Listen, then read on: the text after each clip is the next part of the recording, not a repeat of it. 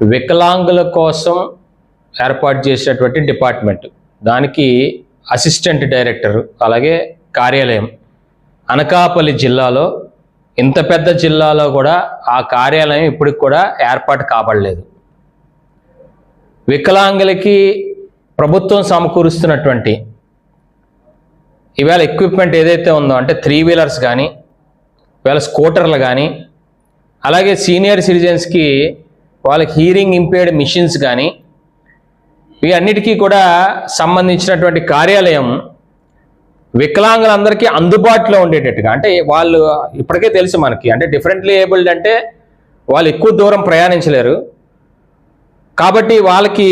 ఊరు మధ్యన ఉండేటువంటి ఆఫీసులో ఎక్కడైనా కార్యాలయం ఏర్పాటు చేయాల్సిన అవసరం ఉంది. అది తెలిసి కూడా ఈ రోజు వరకు కూడా ఆ కార్యాలయాన్ని ఏర్పాటు చేయడం కానీ, దానికి సిబ్బందిని, అంటే సీనియర్ అసిస్టెంట్ అలాగే సిబ్బంది నియమించాలి, అలాగే ఒక అసిస్టెంట్ డైరెక్టర్ జిల్లాకి దాన్ని నియమించాల్సిన అవసరం ఉన్నప్పటికీ కూడా ప్రస్తుతానికి విజయనగరం ఎస్సీ కార్పొరేషన్ ఈడీకి ఇన్ఛార్జ్ బాధ్యతలు అప్పచెప్పారు. సీనియర్ అసిస్టెంట్ విజయనగరంలో ఉండే సీనియర్ అసిస్టెంట్ అనకాపల్లి జిల్లాలో ఉండే ఈ కార్యాలయాన్ని ఆయన పర్యవేక్షిస్తా ఉన్నాడు విజయనగరం కూర్చొని.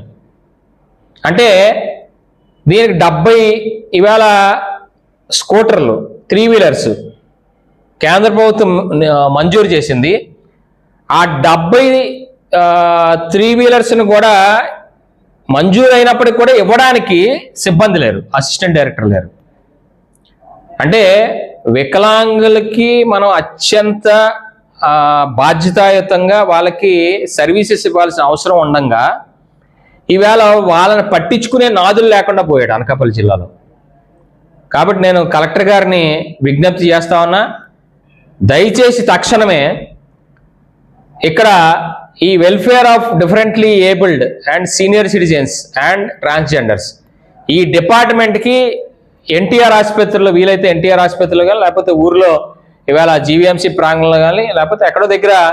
ఇవాళ కార్యాలయాన్ని తక్షణమే ఏర్పాటు చేసి దానికి అసిస్టెంట్ డైరెక్టర్ నియామకం పూర్తి స్థాయి ఫుల్ టైం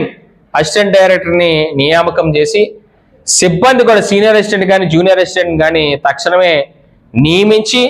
వీళ్ళకి ఎవరికి కూడా వికలాంగులకి ఎటువంటి ఇబ్బందులు కలగజేయకుండా వాళ్ళకి నిర్విరామంగా వాళ్ళకి అందరూ కూడా సేవలు అందించే విధంగా ఈ కార్యాలయాన్ని ఏర్పాటు చేయమని,